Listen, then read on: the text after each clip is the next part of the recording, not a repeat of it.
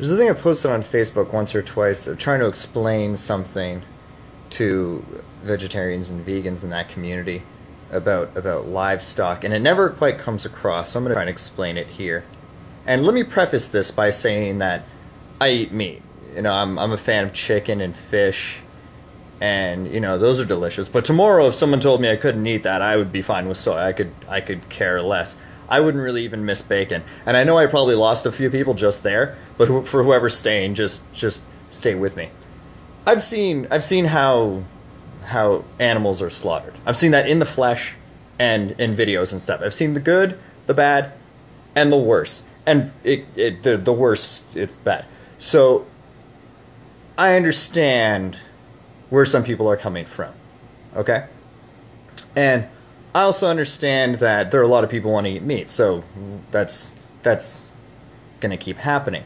Now, the important thing here is understanding the dilemmas we face when it comes to livestock, and the points people bring up. People bring up moral points. People bring up environmental points. You know, sustainability. And I think the problem is I don't think there's a thought that anyone has after.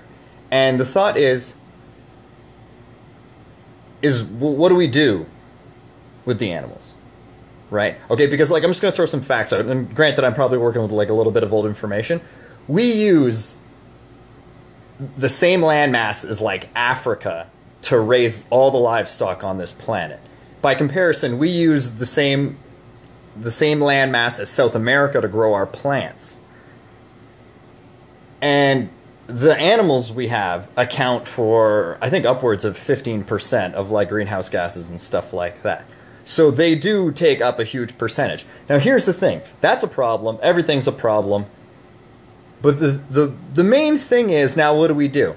So there's a couple solutions here. First of all, okay, we do nothing and the problem continues. Second, we stop eating meat. Now, I'm not going to put out some crazy scenario, but say if tomorrow someone was like, oh, in the next couple of years, we're going to phase out eating meat. Okay, couple problems with that. One, what do we do with the animals? Do we release them? Because if we do, cows, they're dead. They're slow. Chickens, probably going to get wiped out. Funny enough, the pigs will probably make it. They go feral pretty quick. And they would actually survive, right? So they all die, okay? Option two, we sterilize them all, okay? We sterilize them, we stop eating them, and they slowly die out. Again, they all die. And I guess option three would be we try and keep some of them, kind of like pets, but then that's not solving the problem, because the livestock is still causing CO2 problems. And so what's the number that the vegans and vegetarians will barter down to that we cull these animals until it's no longer a problem? And that's the important thing. They're all going to have to die anyway. It's like people didn't think about that. It's like, oh yeah, we don't want them all to die, but we also want all these problems solved. It doesn't work that way.